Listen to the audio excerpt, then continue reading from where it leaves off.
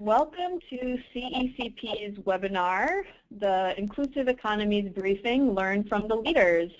My name is Carmen Perez from CECP, and I'm joined by Racheal from BSR. Hi, Racheal. Hi, Carmen. And Xavier de Souza Briggs from the Ford Foundation. Hi, Carmen. Hi, Xav. We will start in just a couple of minutes, so thank you all for joining us, and we'll start very shortly.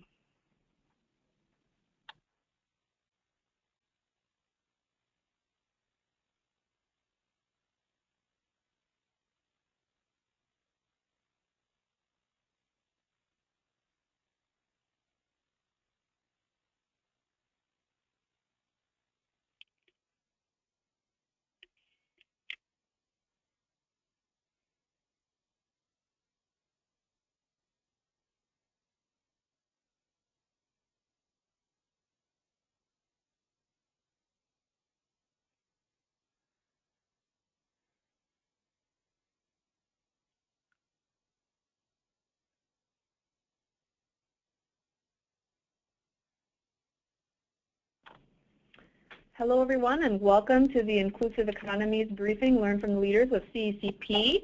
We're all on the line. We'll just wait a couple more minutes before we get started.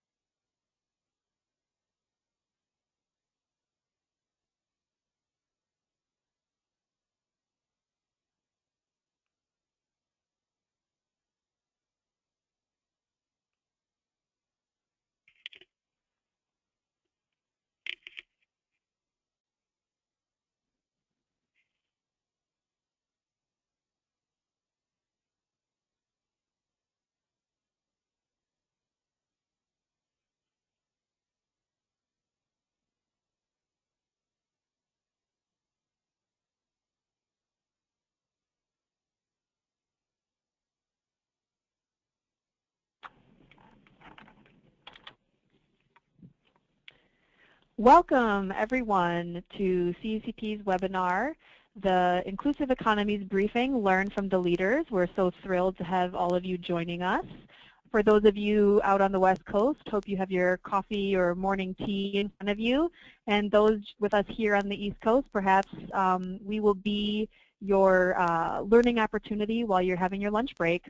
Anyone in between, go ahead and have that second cup of coffee or tea. It's Wednesday. I got to get through the midpoint in the week. Really thrilled to have everyone here to discuss a very timely and important topic and practice for corporate societal engagement professionals. We have a couple logistical items just to mention to everybody. Please use the chat and the question function liberally. It's right on your GoToWebinar panel. It's the way that will make this session really interactive. So at any point in time when you want to ask a question, Racheal or Xav says something that intrigues you or sparks a new idea for you, or something that you might have a critique or question about, please feel free to type in that question all throughout the webinar. We'll answer some throughout and save a bunch of them for the end as well. We'll also be using a little bit of audience polling, so keep an eye on your screen for when you'll need to click to cast your vote to various questions on this important topic. And we really look forward to having an engaging session and hope to inspire some new ideas for those of you who've joined us today. CECP is really thrilled to provide this type of virtual learning opportunity. It's certainly something that's a growing area for us in how we're serving companies to be a force for good in society. A lot of our other events are available on our website. You can just go to a section under events called additional events, so certainly keep an eye out there for those that are coming in the future, both in person and others that are online. My name is Carmen Perez. I'm the Director of Evaluation and Data Insights here at CECP. And I'd just like to start by telling a little story of how we ended up selecting this topic as something that we think is very timely, important, and also, when we're in the heat of the summer here in the U.S. in August, a time to take kind of a big step back and learn about something new. So my first sort of encounter with it recently was actually coming across BSR's working paper on the topic of inclusive economies, and found it intriguing, inspiring. Shortly following that, we saw the note from Darren Walker on what's next for the Ford Foundation. And prominently in the future program areas was the phrase again, inclusive economies. I was on our friends at FSG's website looking for a report for a company that we were working with and saw that there's a new practice area there called inclusive markets. And at that moment, I felt there was a tipping point of more and more prestigious leading organizations really identifying that inclusive economies is an important area and where business can really have an important and impactful role. So here we are, all joined together today, and we've got two such excellent speakers to enlighten us on this topic. I'd like to take a moment to introduce them both, and then they're both going to share a story from their professional experience. So first, we have Ms. Racheal Meiers, who's the Director of Inclusive Economy at BSR. She's actually been with the organization since 2007 and has a lot of really incredible accomplishments there. She started with the HER project and clearly had an excellent track record of building partnerships to make that incredibly effective, moving from 1 country to 15, from just a handful of corporate partners to over 40. So that ability to leverage partnerships is just so important when tackling really systemic and wide-reaching issues like producing an inclusive economy. Racheal, if I can turn over to you just by way of introduction, I'd love to hear if you can just share maybe a personal story from your experiences on what drives your personal passion around the topic of inclusive economies. Sure, and thanks so much for having us on the webinar today, Carmen, and I'm so glad to hear that you enjoyed our report and looking forward to speaking with Zav and with all the attendees who've dialed in today. For me, I think, as you mentioned, a lot of my work to date at BSR has been really focused on women's empowerment and the participation and inclusion of women in global economies. And I've spent a lot of time as part of that visiting working women across multiple countries and hearing their stories. And I think that has always been really inspiring for me, both to see how much potential they have and how employment is really helping them change their lives and the lives of their children and their communities, but also all of the challenges that they continue to face. And I think for me, a couple of different interactions have really stood out. And one was when I was in Kenya a couple of years ago now, and I was interviewing a few women who worked in an apparel factory there. And I think we all know that apparel jobs in apparel factories are not known as the most profitable or the safest employment options, but these women were really grateful for these jobs. And what was interesting to me was to hear, to see the difference between the women who had children and those who didn't. And the ones who didn't, actually, the wages from the factory jobs enabled them to move out of the slums of Nairobi, which are sort of infamous for, poor sanitation, lack of safety, etc. And they were able to use those wages to move out and to move into clean apartments with sort of concrete walls and strong structures. And the women who had children, the cost of childcare basically ate into their wages so much that they were forced to remain in the slums, and that of course meant that their children were subject to all of the negative aspects of being in them. And so that example kind of showed to me that it's not always as simple as the wages that someone is earning. It's about what their cost of living is and what their personal circumstances are, and that we have to think about sort of that whole picture, to think about how people benefit from employment and making sure that that benefit is as equally distributed as it possibly can be. So that's just one story of many, many that I've heard over the years that kind of shows how women's unique circumstances sometimes impact the benefits that they get from employment and how they're able to use those. Without a doubt, and certainly there's also the human element, sort of thinking at a systems level or at the macro level sometimes, bringing it down to the times you've interacted directly with people where these these ideas and theories are really coming into play can be so important. So in terms of introduction, we'll turn over to Mr. Xavier de Souza Briggs, who's Vice President of the Ford Foundation's Economic Opportunity and Markets Programs.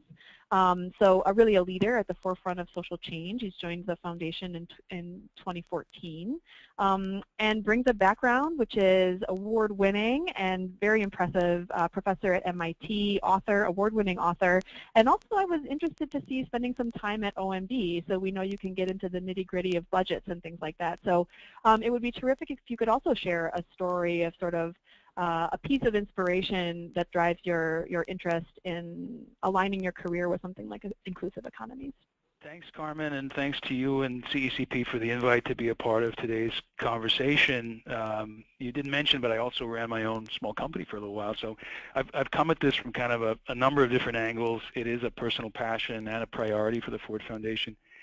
And you know, in terms of the question you asked, the story that comes to mind for me is a trip just a few months ago. I was in South America, in Peru and Colombia, and in the latter, of course, there's great expectation and great hope about bringing to an end decades of terrible conflict that affected so many lives and also held back the economy, held back markets in very serious ways. There are great prospects now for a lasting peace, though there's still a ways to go. And the things that are emerging in that context are really, really exciting. So I met with a whole cross-section of folks, too many to go into in our webinar today. But one of the most inspiring pieces of it, one of the highlights of the trip for me, was an afternoon I spent with a group of entrepreneurs. And these are folks, in this particular case, who have all decided to be certified as B companies for organizing their business model around how they both generate financial return and also positive social and environmental impacts. And to see these relatively young entrepreneurs, I'd say they were mostly 30 and 40-somethings, a couple of them were a little bit younger, so excited about being a part of the rebuilding of their country, but just as excited about putting out really high-quality products. Some of them are in food, some are in other sectors, was really amazing. So these are folks who can, you know, in one moment speak to you with great insight about global food markets and the particular product that they are, or products that they're developing and getting to market, and these are successful companies.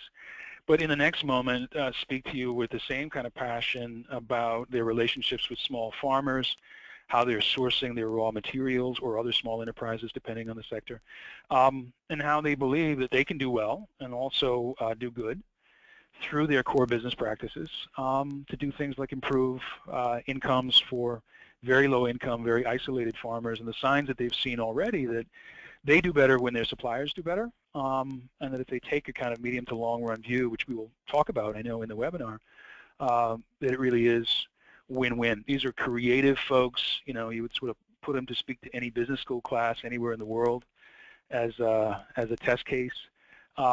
Really committed and really innovating in some very exciting ways. And it's that kind of conversation that inspires me to do this kind of work. Yeah, and I think that focusing on the entrepreneur makes a lot of sense. You know, the scale of the businesses that you were speaking with and that inspired you in that context might be, in terms of scale, smaller than the folks that are representing companies on the webinar today, but I think that spirit of entrepreneurship is probably the one that we'll focus on in terms of ways you can respond and really try to produce an inclusive economy. So we'll turn to our audience now and just to kind of take a temperature check of experience level, familiarity with the topic. We'd just like to ask everyone to vote how familiar they are with the topic of inclusive economies. Very new topic, somewhat new topic, or it's a very familiar topic. So you've got 3 options there. Please go ahead and click your vote. This will be great for me as moderator as well as both of our speakers to really have a sense of who's on the call and what we should focus on today. We need our GoToWebinar software to bring in some Jeopardy music. They have not advanced to that point yet, so let me just share the results here. We've got a pretty strong group of people in the very new topic, and a few, the near majority, also in a somewhat new topic. So we'll make sure to focus on having this session be all about learning, presenting the new topic, and how companies can think about it in terms of how it would apply to their programs. So I will say that that's really the goal of this webinar. It's not to say that learning about inclusive economies is a throw out the playbook, you know, rewrite the script of what a company is doing to engage with society, but it is a new way to think about your programs, think about what are the most important and pressing social issues, and how could that enhance, shift, adjust what you might be doing already as a company. So from our perspective as CECP here, you know, we, as I mentioned, sort of the series of leading organizations coming forth on inclusive economies was one piece of it. But of course, if you've been on the conference circuit over the past couple of years, when you think of social issues that are out there, rising inequality is so prominent. There's a couple pieces here from the Economists and from the IMF over the past summer talking about this topic, and CECP as an organization seeks to kind of bring those trends to the forefront for our companies, but also on a technical level in response to the questions we hear so often about how to make sure that the cause areas companies are investing in are truly plugged in to the most important and current social issues. So with that in mind, I'll turn to both of our speakers and just ask a first question, which is why now? Why inclusive economies now? And maybe Xav, you can take a stab at that one first. Okay. Carmen, I would say there are two reasons. One is need and the other is opportunity. You know, on the first score, there is tremendous and growing awareness. It's in all sectors. It's private and public and certainly non-governmental or civil society. And it really is more and more global. It's more and more worldwide, a tremendous awareness that we've hit a level of extreme inequality that's not just bad for the most economically disadvantaged, for example, the world's poorest, but actually bad for markets, bad for society over the long run, bad for our institutions, and undermining growth in a whole host of ways that we can talk about more as we get into the presentations and then the discussion. So need is one. For example, we funded something called the Coalition for Inclusive Capitalism. It's mainly been a series of important convenings so far. And at the latest gathering held in London, you know, a third of the world's assets under management were under that roof. So an extraordinary gathering of people who manage enormous sums of investment capital together with current and former public officials, social innovators and others. And there's a palpable sense that we need to be doing things differently.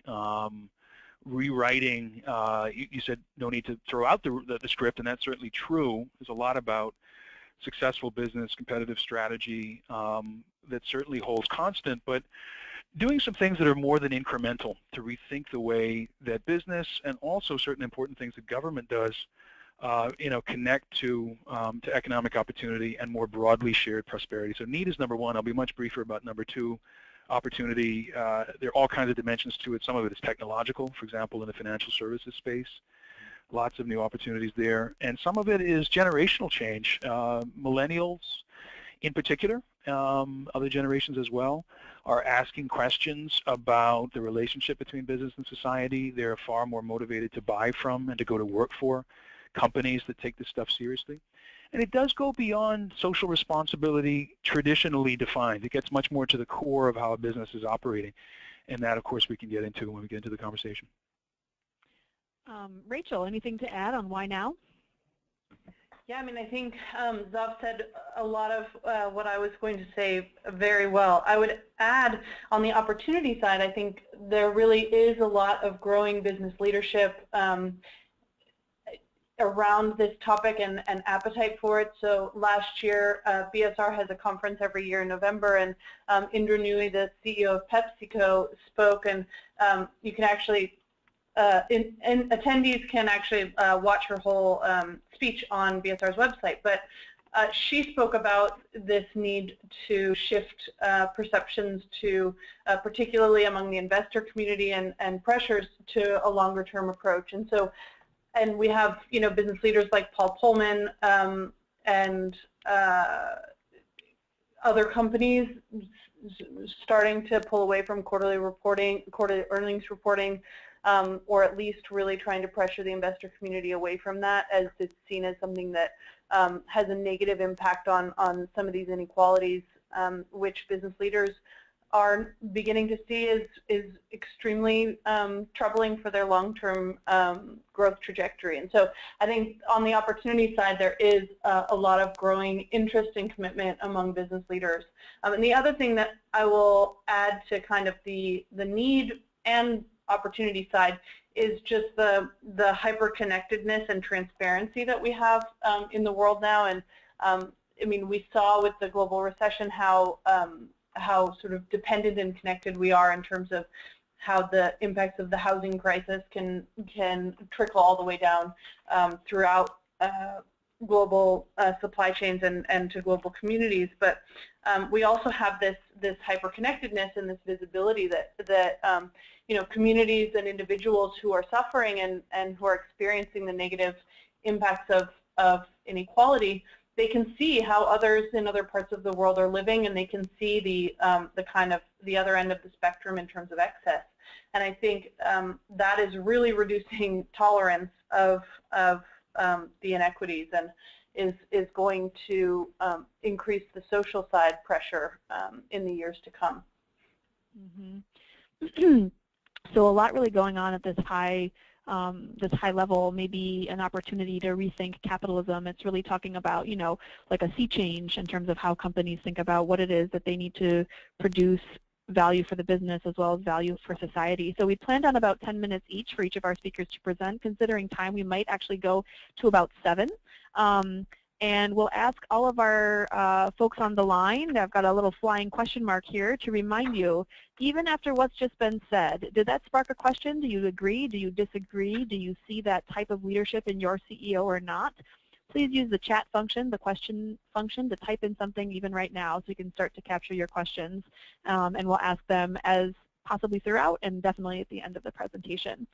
So with that, I'll turn it over to Xav to share more of his thoughts and that of the Ford Foundation. Thanks, Carmen. So, you know, this is a really incredible moment. We got at some of that when you asked why now. As Racheal said, there is a rethink going on, really healthy debate. And yet, and here's what this slide is all about, this is a word cloud.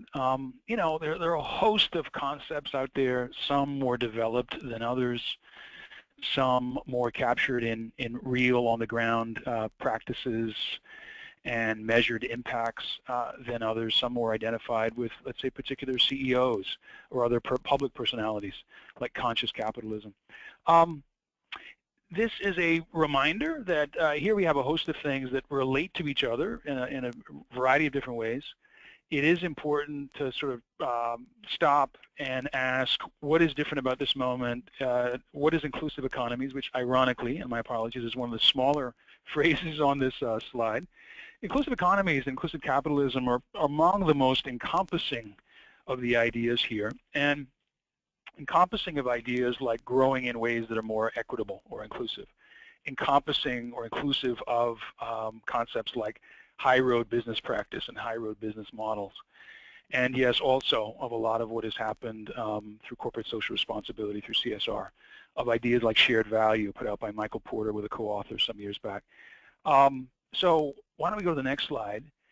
You know, we need to get beyond just the buzz and the host of different terms. The larger proposition here, or the larger premise, is that capitalism, for all its wonders at generating opportunity and innovation and dynamism, now the world's dominant system, even in places like China, which is a one-party system, you know, not just a system that liberal democracies are using or something like that.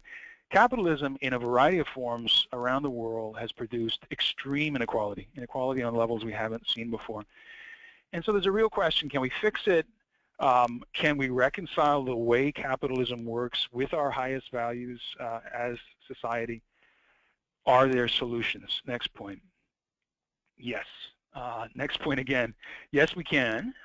It is doable. We see ample signs of that. There are particular ideas that will always be, of course, that are more controversial, more difficult, or that way for now. A consensus needs to emerge, more of a dialogue needs to happen. But there are so many really exciting things going on, and as we prepared for today's conversation, it was very evident that BSR and Ford, as different as we are, there's a lot of shared thinking. We're coming up across, if you will, it's kind of independent discovery coming across a number of the same critical leverage points in terms of shared understanding of what it means to help create an inclusive economy, and businesses are an important part of that. But we see this as an urgent challenge, and businesses can help lead the charge. They can't do it alone. I want to be plain about that up front, and that's one reason this does go beyond things like CSR traditionally defined, or even high road business practice. Business has a role to play. Government needs to do its job. That's very important. And nonprofit or civil society partners are important too. So I'll get into how. Next slide, please. Thanks, Carmen. The core proposition, building on those points about where we are kind of in the history of capitalism and how it's evolved, the core proposition is that market economy should help to create broadly shared prosperity.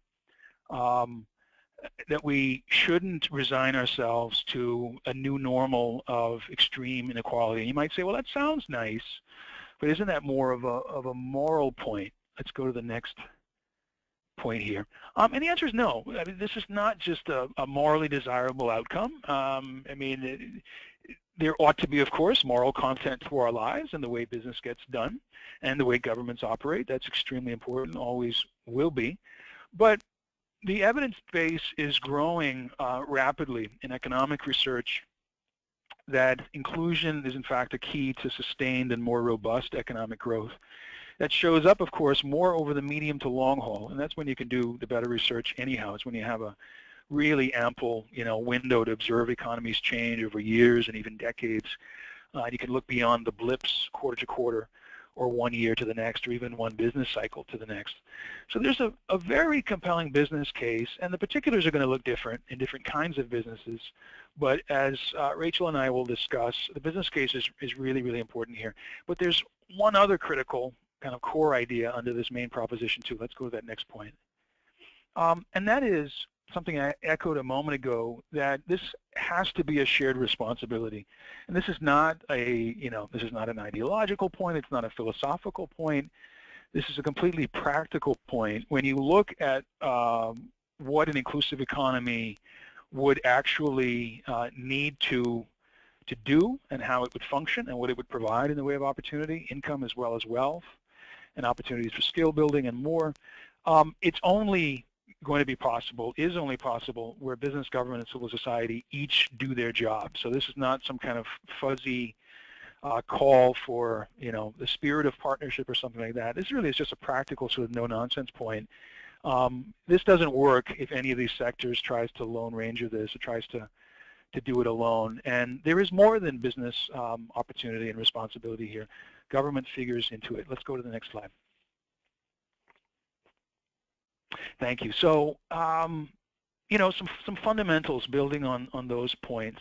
This does go beyond philanthropy, and it gets quickly, here's the business element of it now, it gets quickly to what is sometimes called, we found this shorthand useful, in different country contexts, you might use slightly different language, but we're basically talking about the same thing. High road as opposed to low road business practices, cohering into a core business model that functions differently. Now, the B companies I met with in Colombia, they have a particular set of commitments. They get certified. They all adhere to a set of metrics drawn up very, very thoughtfully by a group called B Lab with some partners. But it tends to cover the commitments to shifting a business model, and I'll wrap in just a moment, cover core functions of businesses. Again, not strictly something over and above, something that happens, let's say, on the philanthropic side outside of the core business function, but right at the core, in employment, in sourcing, how the sourcing is done, from where, with what attention to developing suppliers, making them successful, seeking higher road outcomes for partners as well as for the customer business, and things like siting and investing. I'd say the first two are the best developed so far.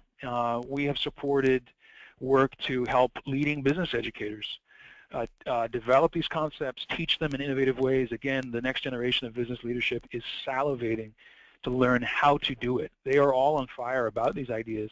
They're looking for tools. They're looking to learn from experience, including hard-won lessons. And I'd say most of the knowledge, or a lot of it so far, is in the employment and the sourcing or supply chains spaces. clearly it's going to be an evolutionary process. Let's do my next and last slide. And actually, we've got, I had one question from the audience right there, okay, which was asking if by sourcing you meant supply chain, but you just answered that. Yes. And we've actually got a quick poll question we want to ask people about this concept. You've got these 4 pieces here for the high road practices that could help achieve inclusive economies. So we'd like to ask the audience, which one of these resonates most for your company? Which one could you see other departments coming on board with, or your CEO coming on board with? Employment, sourcing or supply chain, siting, investing, different ways the company might actually take these inclusive economy practices to the next step, seeking that greater systemic change, but where could be the possible source within your firm? So we've got some votes rolling in. Looks like, as you said, Xav, employment and sourcing are top. No companies selecting siting, and a few for investing, so kind of making that change with their dollars. Get a little audience feedback on that point, and then allow you to go back to your, oh, yes, please, any comments? Or No, I was just saying that's a really interesting result. And your last one here. And here we are. I'll bring it home, and we'll turn to Racheal in a moment. So, you know, Carmen, you had asked me to think about and share briefly Ford's role in this. And in brief, you know, we rely on a variety of approaches, regardless of what we're trying to contribute to and partner on in the world.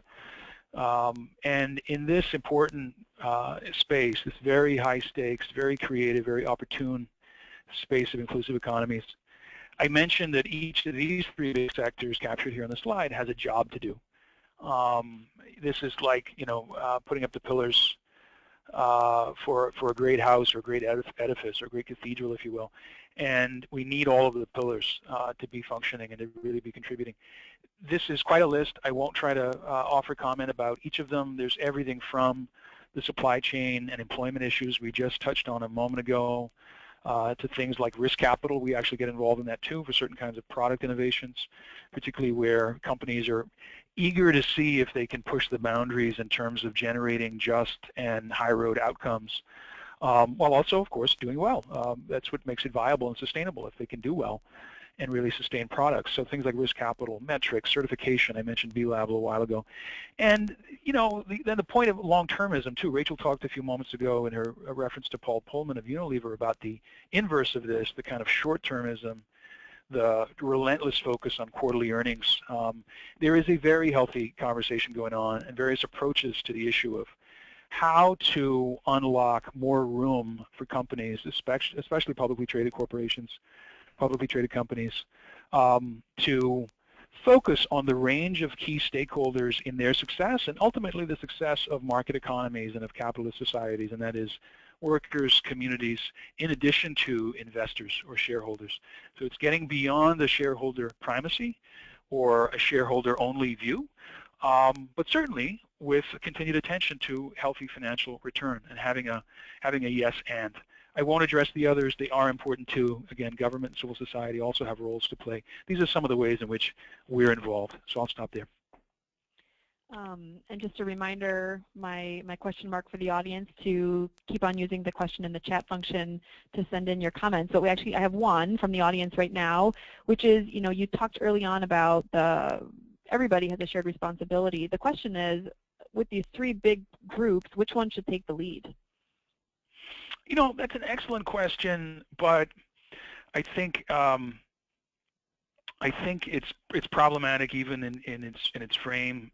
Quite honestly, there's no such thing as a lead actor in this picture. Really, you need these 3 different sectors to contribute, and in some cases to partner with each other very, very closely. So an example would be India, which has banked in the last year and a half, over 100 million people, many of them low-income people who have never been in the banking system before. Sounds really exciting. Many of them do not yet have deposits in those accounts, I should acknowledge.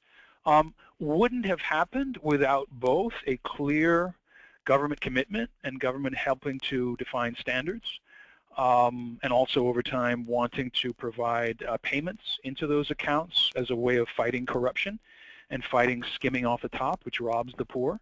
of the money they should be receiving.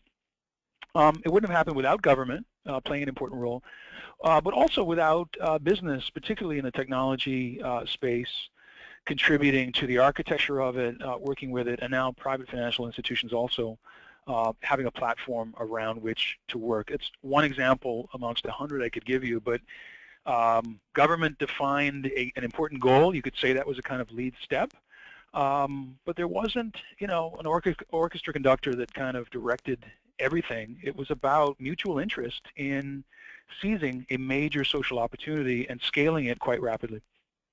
Mm-hmm. Common goal, and the initiator might be moving, but not necessarily one party staying at the front of the orchestra the entire time. I can see That's a great way to say it. You may have a first mover, but it's going to depend, on the situation and the context. Mm-hmm. And with that, as one of you mentioned early on, in these early discussions about the webinar, we found there was quite a bit of alignment across the various approaches and theories behind the inclusive economies between Xav and Racheal. But now we'll turn to Racheal for you to talk through BSR's approach, BSR's research, and how you think business can take a lead role here.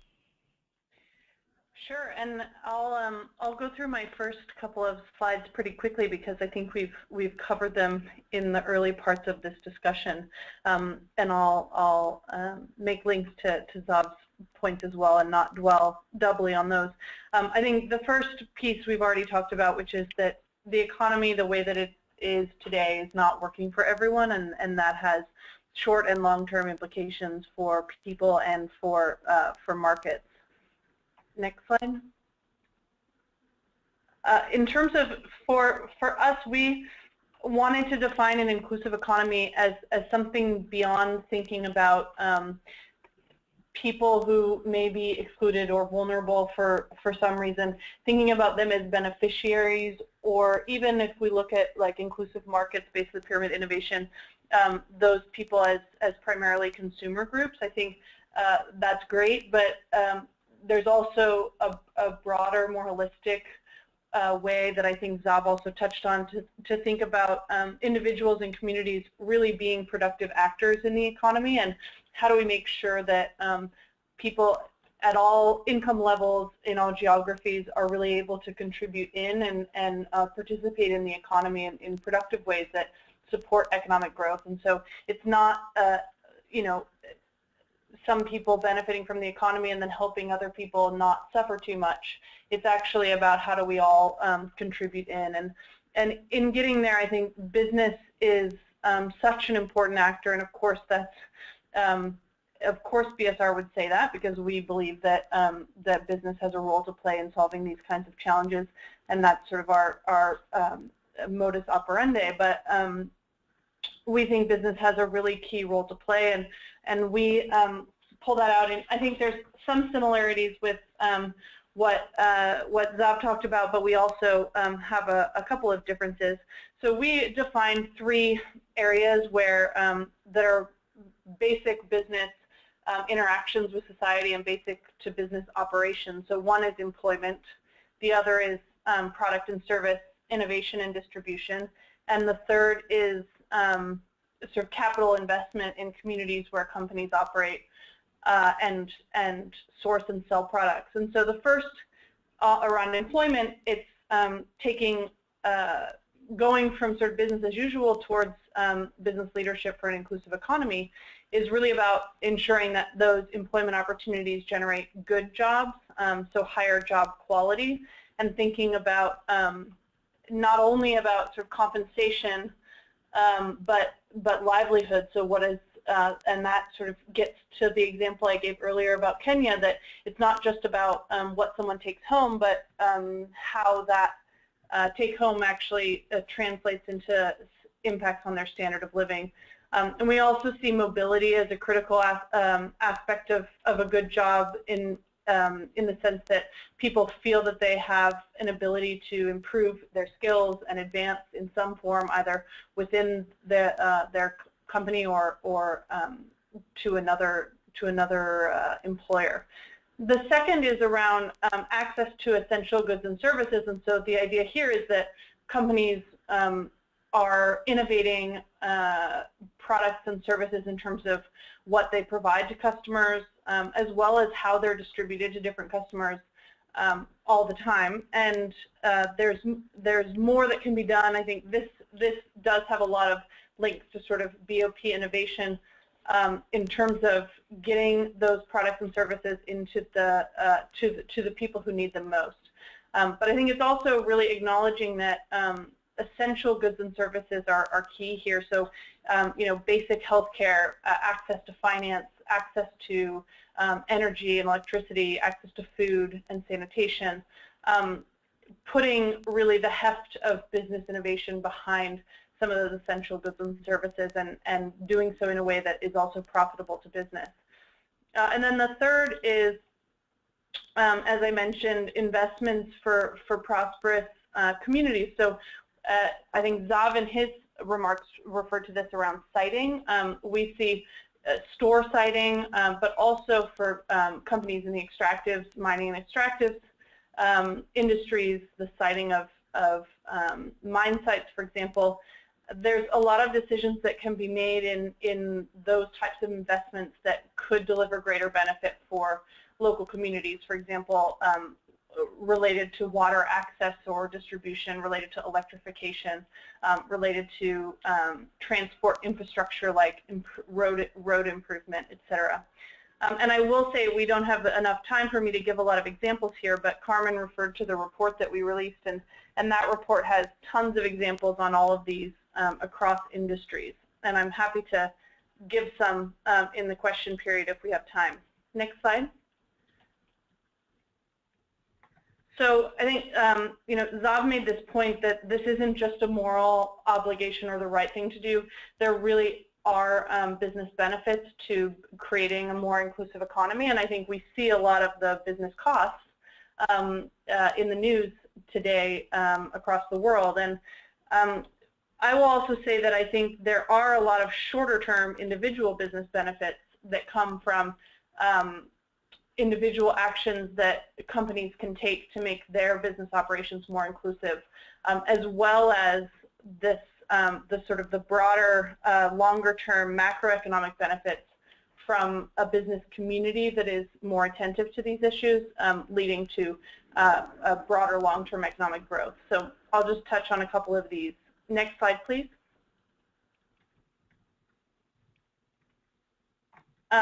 So we have four, I talked about the 4 key business benefits, and I think these are 2 of the shorter term benefits that I think can be experienced by individual companies.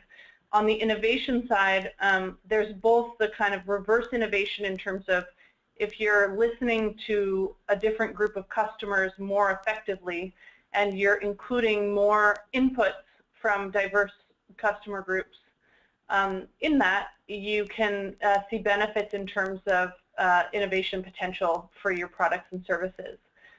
There's lots of examples of this. I think mobile money and microfinance are perhaps the best, but there's plenty of these types of examples. And then the other piece is that actually inside your company and your direct employees, as well as for your suppliers, if their employment practices and your employment practices are more inclusive related to, for example, diversity,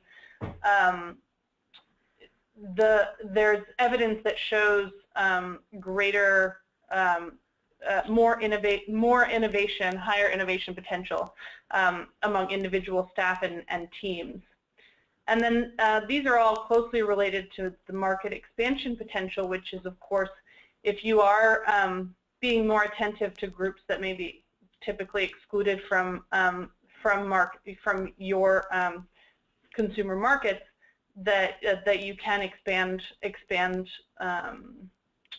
that potential. And similarly, on an internal side, we also see that companies that prioritize diversity actually have a higher likelihood, 70% more likely to capture a new market.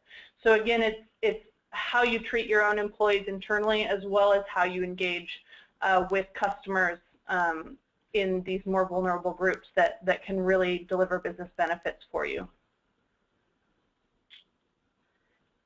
The third piece that I think is really about shorter-term individual benefits is risk mitigation, and I think we all know that area very well. But again, this extends to kind of operations where I don't know exactly what companies or what industries are represented on the phone today, but for example, social license to operate, whether it's again a mining site or it's an apparel factory or it's a Walmart store, that's a key issue in terms of effective community engagement and dialogue, and making sure that your labor practices and your environmental practices are attentive to the needs of others beyond your company. And then I think there's the internal side of diversity and inclusion of groups that may not have equal access to employment today is actually increasingly going to become a business risk in the more medium term as talent pipelines shrink. And then finally, I think the last point, which Xav really talked about, which is this long-term growth piece. You know, there's great statistics in terms of gender, in terms of women's participation in employment and impacts on GDP, as well as examples related to, for example, minimum wage increases and the benefits to GDP there. So I think we've covered quite a bit of that, but the broader point that if companies are more supportive of more inclusive and progressive sort of policies that may hurt a little bit in the short term, there are these longer term macroeconomic benefits in terms of a healthier economic conditions. Next slide. And actually, with that, we'll do the same thing as we did with Zav's presentation. We'll move now to a poll question, thinking about those 4 business benefits that we just talked about, that business case. Which of those 4 resonates most for your company? So thinking about your department, thinking about your senior leadership, executive C-suite. If they saw this presentation, which one of the 4 do you think that they would put their money behind? Innovation, market expansion, risk mitigation, or long-term growth? So these are the business benefits behind inclusive economy approaches. Take a second to click on your vote. We'll give everybody a chance there. And we'll close that out. The results are in. We've got a spread here.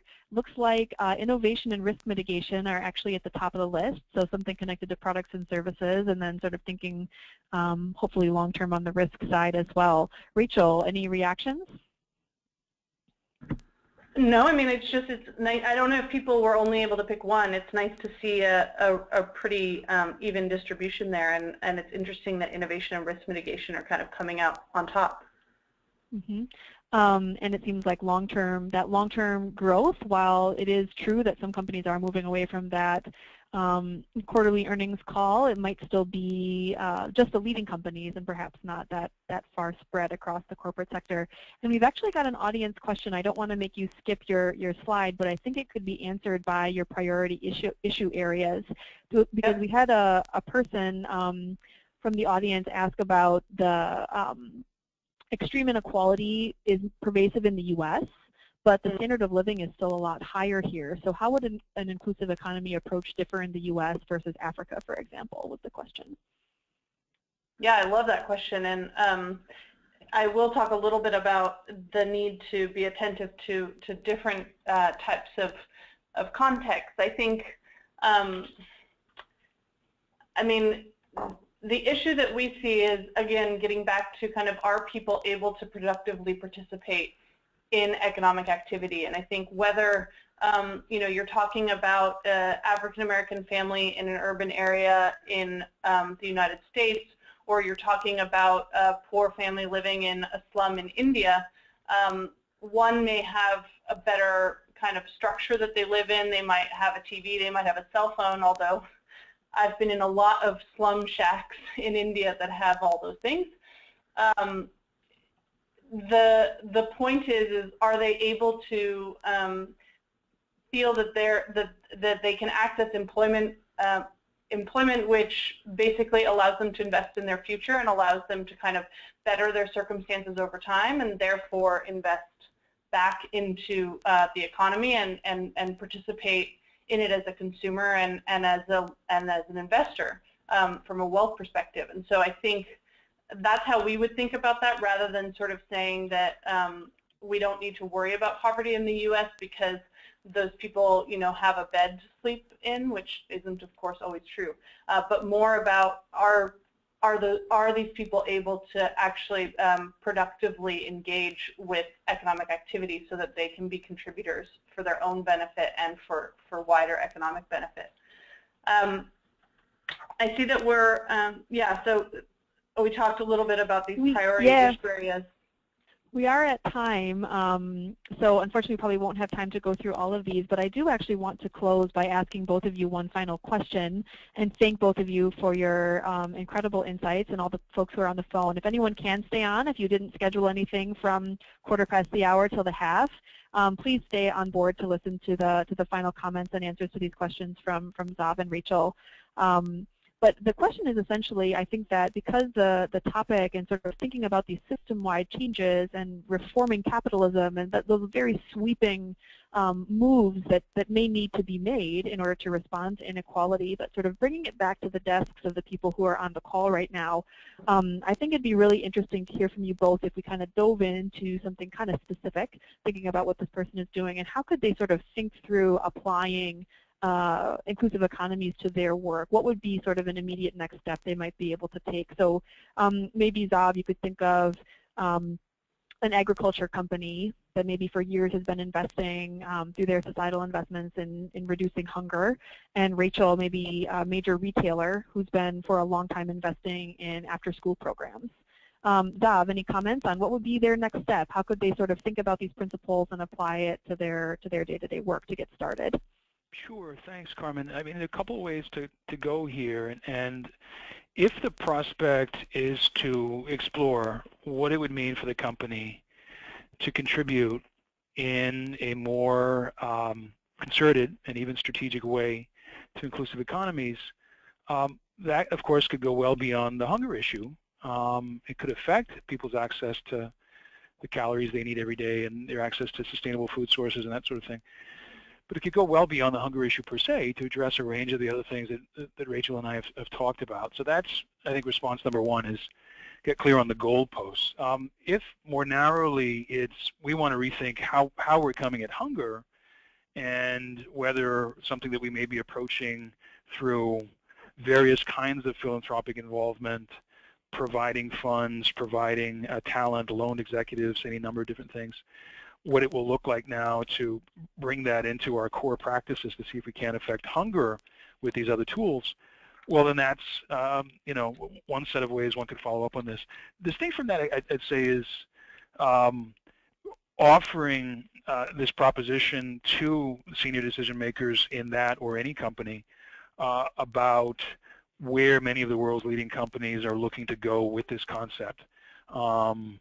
And what sorts of transformational change are in fact possible, and how it's going to matter increasingly to customers, to investors. That's the whole nature of the capital markets and the impact investment piece that we haven't touched on as much today. And also for future workers. They want to be associated with companies that take this stuff very seriously and make it central. Mm-hmm. And Racheal, thinking about someone who's working at a big box retailer, huge footprint across the U.S. and perhaps globally, investing a long time in after-school programs for students. If that's your sort of day-to-day work, how would they sort of take a next step or apply the inclusive economy principles to their work? Yeah, I mean, well, so I think first of all, major retailers, their business is very complex, and they would kind of engage on these issues in a number of different ways, from the expectations that they place on suppliers in terms of the, thinking about a Walmart like the Krafts and the Pepsis and the Nestle's and the Unilevers who make the products that they sell, and so they have a responsibility to kind of pass this on to the companies that they work with who are making the products that they sell. And then I think they have extremely extensive engagement in their supply chains with their suppliers, and so from how you describe this person's job, I don't think that they are necessarily connected with those activities that may be going on at their company. But I think at a minimum, one of the things that we have been encouraging for years with the companies that we work with is better integration and just better internal understanding of sort of how your company is engaging on different issue areas, social issues, environmental issues, as well as engaging with important stakeholders like government, like civil society. And so the first thing I would say to this person is to really encourage them to expand their awareness of how their company is engaging on these issues in very tangible ways, and if there are lessons that could be transferred in terms of effective programs or effective engagement with different stakeholders by colleagues in different departments in their company. So that's the first thing. And then the second thing I would say is to really not assume that just because you've been doing something for a long time and you know that it has a positive impact, that it's necessarily the most strategic or best use of your limited resources. I think in particular for this person, I think the key beneficiary group, sorry about the sirens, of these after-school programs would likely be the employees of the retailer, or such as salespeople or community members. And I think a really important thing to do is to talk to those employees and those community members, and make sure that you're talking to diverse groups, and you're getting, you're hearing from the student who is just working at the retailer to pay bills while they're in college, but you're also talking to the single mom who that wage is actually supporting her whole family. So you're getting a diverse set of inputs, and you're really getting an understanding of kind of what are some of the key pressures that those employees and community members are facing, and how can our company be a partner in relieving some of those pressures in ways that actually help those people be more productive employees or be more positive community members. So those would be the two things I would recommend, is have more conversations internally to understand what's going on, and then second, have more conversations externally to understand what are the real pressures and how can you most effectively respond to them. There's a lot there, I think, and everyone within companies has to think about their role for incremental change and what they can contribute, but, it's talking about not just the day-to-day changes that they might make, but also perhaps thinking really big. It might be a major change to programs, and that should at least be on the table.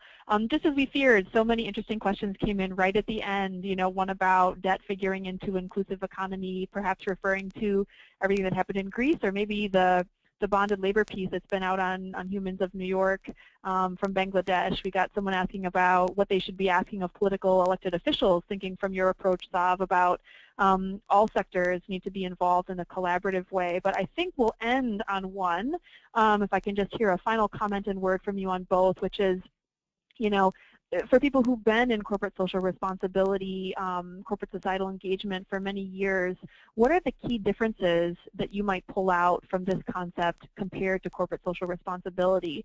The person says that it sounds like a lot of what they're doing already is sort of like moving across the enterprise and trying to integrate some of these principles. So if you could each draw out what you would say is different about this concept compared to CSR that's been happening for a while. Carmen, do you want me to jump in first? Sure.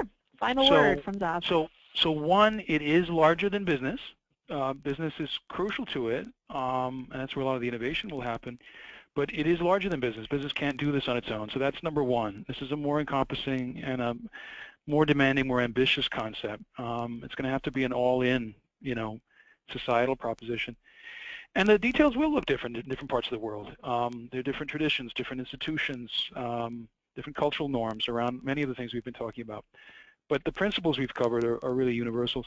And point number two, for those companies that are well on their way to integration, as Racheal put it, hey, that's fantastic. This, if anything, is a sign that, the public conversation is catching up fast. Customers are going to be paying more and more attention. Investors are coming to us all the time and asking, what is an impact investment? How do we rapidly grow this field? We want to be able to favor companies that take these things seriously and measure what they do. And that's a business necessity, by the way, for some of the leading investment houses of Wall Street. So, all of those are, from our perspective, very healthy pressures, and they create opportunities to take that work of integration and of looking across a business to putting this in the core model, to completing that work. Some companies are farther along than others. Final word from Racheal.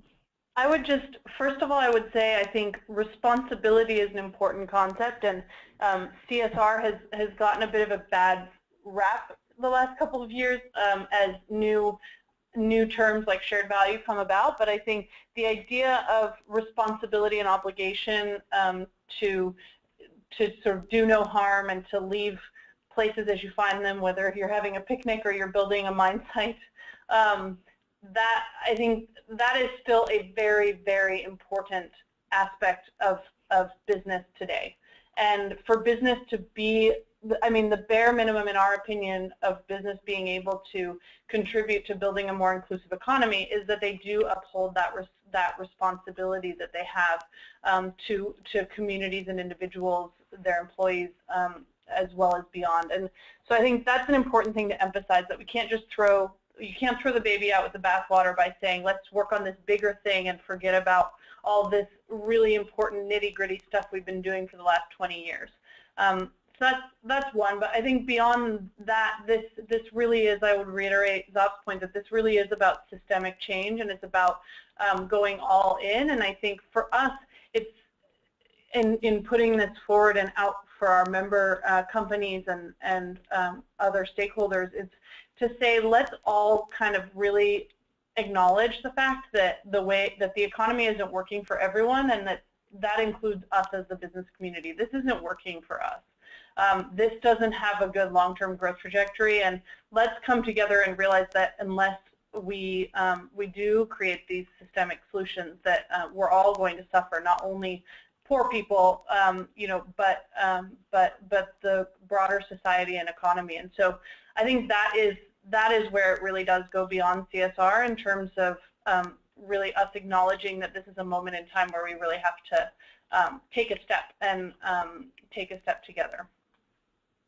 That's very well said, Racheal. I think that this has been hopefully a source of a lot of inspiration for the companies and the people who were able to join this call. I think just in terms of some key takeaways, the business case and sort of the approach to this whole concept for both Zav and Racheal's presentation was about employment and good jobs. I think that's something to kind of keep at the forefront in terms of takeaway. Both also had some important propositions around how this connects back to core business.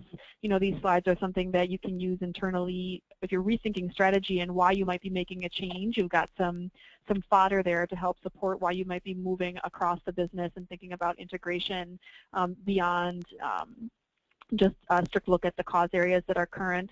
And then I think this sort of larger picture of thinking systemically, thinking about changes in capitalism, thinking about collaborative approaches, which have long-term payoffs, even if they require some sacrifices in terms of short-term gains, is another that I would say are some of the big takeaways here. So we thank both Zav and Racheal for their insights, their thought leadership, their great perspectives and stories provided today on the webinar. We hope everyone who joined us has some takeaways and things they can bring back to rethink strategy if you're entering into a new year at your company, either now or at the turn of the year. So thanks to everyone, and have a great rest of your days. Great to be with you, Carmen and Racheal. Thank you. Thank you. Thanks, everybody.